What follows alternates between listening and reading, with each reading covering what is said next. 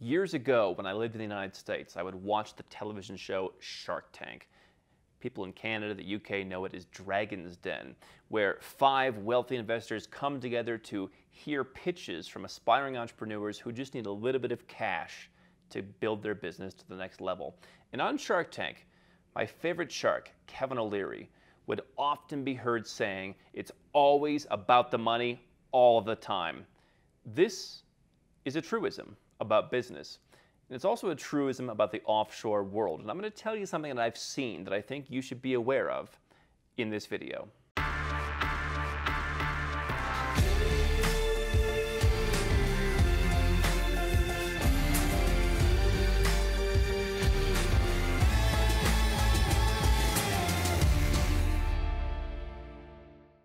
I'm Andrew Henderson, and if you're a 7- or 8-figure entrepreneur and you want to learn how to implement your own Nomad Capitalist strategy with my team and I, just go to nomadcapitalist.com. Now, let's talk about that quote, that it's always about the money.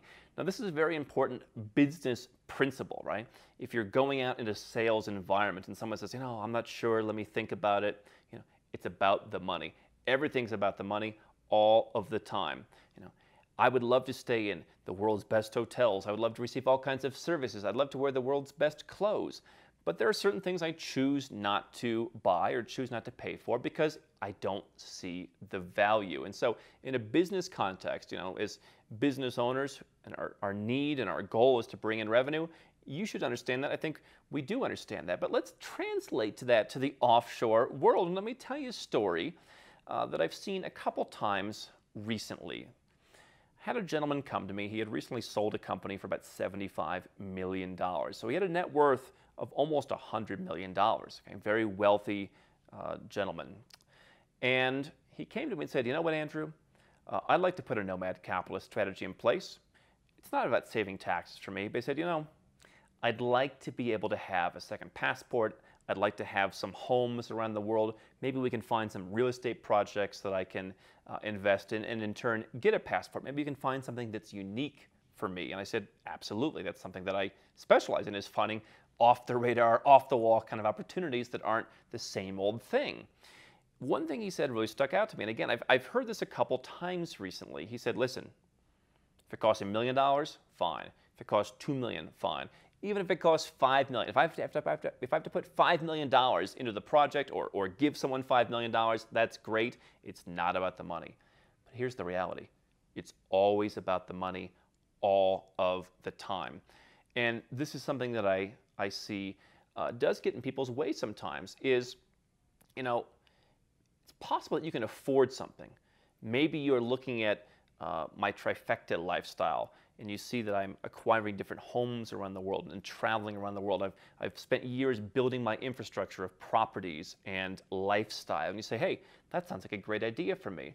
But chances are you're not going to come in on day one and just say, "Let me buy 7 properties," because you want to learn how it works. You'll buy one, you'll see how you feel, maybe you'll buy another one. Very few people dive in and do everything at once because it's about the money, and the money gives them a sort of fear or a sort of wanting to see how things are going to play out before they do more. If you've got $100 million, you're pretty savvy with money. You're not just used to throwing money around. Yet I can tell you, as someone who's successful, not at the $100 million level, but someone who's been fortunate to be successful. Let's face it, if you've made $100 million, you're pretty financially savvy. And you probably didn't get there by just throwing money around randomly. So, this is something I've seen in my own life, by the way.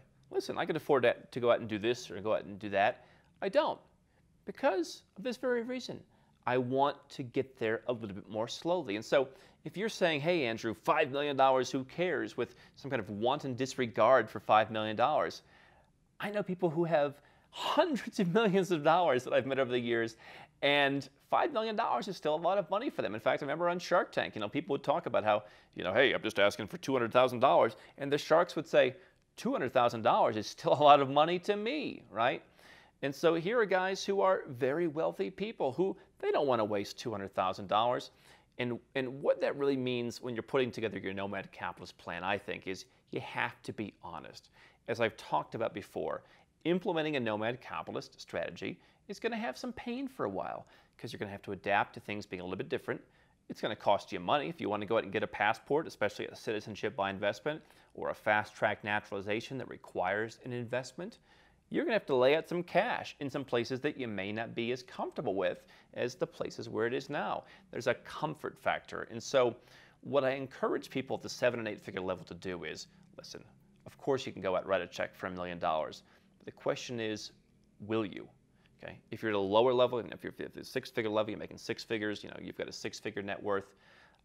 For you, maybe the number is less. Yes, maybe you could go out and spend $100,000, but will you? I remember early on in my journey doing this stuff, I wanted to take some money I had made from running my business. I wanted to take $100,000 and I wanted to go out and get a Dominica passport many, many, many years ago. And I didn't do it because at the time it was, 14% or something of my net worth. And I just felt like as much as I could have written the check, it was hard. It was hard to say, here's 14% of my net worth. Now, would I've noticed it gone? No. And I think that once you dip your toe in and once you get started, at this point now, being 12 years into this stuff, I feel pretty comfortable just to make deals very quickly. But you have to be honest. What are you really willing to invest? Look deep inside and say, where am I really? It's easy to talk about throwing around money that you have, but the willingness to put that money at place to solve a problem and to put that money out there and feel the pain of it leaving, I think is something that everyone should really give thought to. Because if you don't do that, you're going to get a suboptimal result. Rather than saying, I can put $1 million out, maybe you say, you know what? Let me get the $100,000 passport or the $200,000 passport. And you know what? I'll still have plenty of money. I can go to the $1 million one later. That might be a better strategy than always trying to start off bigger.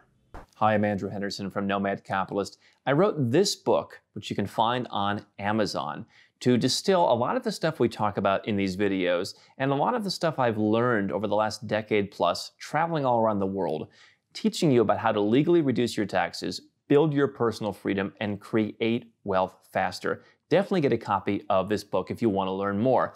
Now, if you want to watch more videos, make sure you subscribe to our channel and make sure you click the notifications bell so you never miss one of our new videos with more tips on how to go where you're treated best.